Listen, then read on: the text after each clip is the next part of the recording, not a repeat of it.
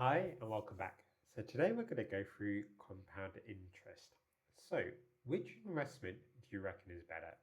$2,000 invested at 5% compounded annually for 3 years, or the same $2,000 invested at 6%, so a slightly higher interest rate, but compounded monthly this time and for 2 years, so a shorter time period. So, what do you reckon is better? Feel free to write write your answers in the comment section, and let me show you how to solve this mathematically. So, the compound interest formula is my final amount is my principal, 1 plus my rate as a decimal, divided by the number of compound periods to the power of compound periods times time. Okay. It looks like a beast of a formula, but don't worry, it's pretty nice. You just have to plug in the values. So let's do option 1 first. So my final amount is my principal, which is what I start off with, which is $2,000, 1 plus my rate. So the rate is 5%. So as a decimal, that's 0.05. Okay, n is the number of compound periods. So it's compounded annually in this case. So n would be 1. If it said it's compounded weekly, n would be 52. If it said monthly, n would be 12. If it said daily, it would be 365. So n is basically the number of compound periods in 1 year. So in this case, it is 1. So I don't even need to put in divide by 1 in my formula, because when you divide by 1, you get the same value. So let's not make my formula any more complicated.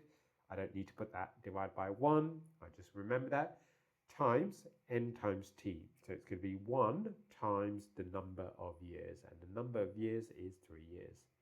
So it's 1 times 3, which is 3. And that's all you have to do. So you can plug that into your calculator. And if I plug that in, 2,000 times 1 plus 0.05 to the power of 3 is $2,315.25.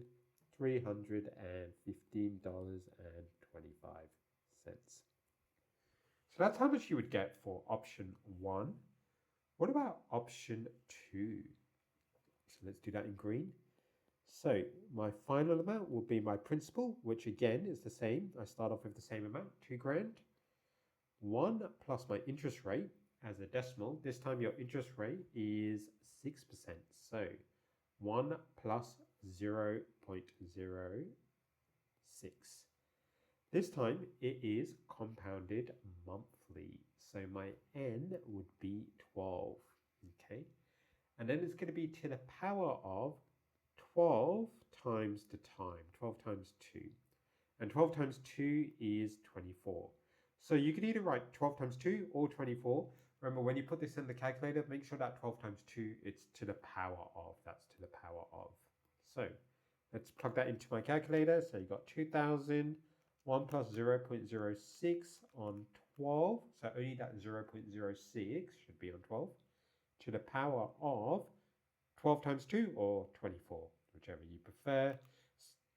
You could put that in brackets as well. That way, at least the calculator knows that you should do that first. And if you plug that in correctly, you should get 2,254.31. So, which one is better? Which one would give you more money? Option 1. Option 1 is better. So, always remember to answer the question as well. So, well done if you got that correct. Hopefully that kind of made sense. And well done for watching and learning and having fun. If you enjoyed that, make sure you check out my other videos, and I'll catch you next time. Bye-bye.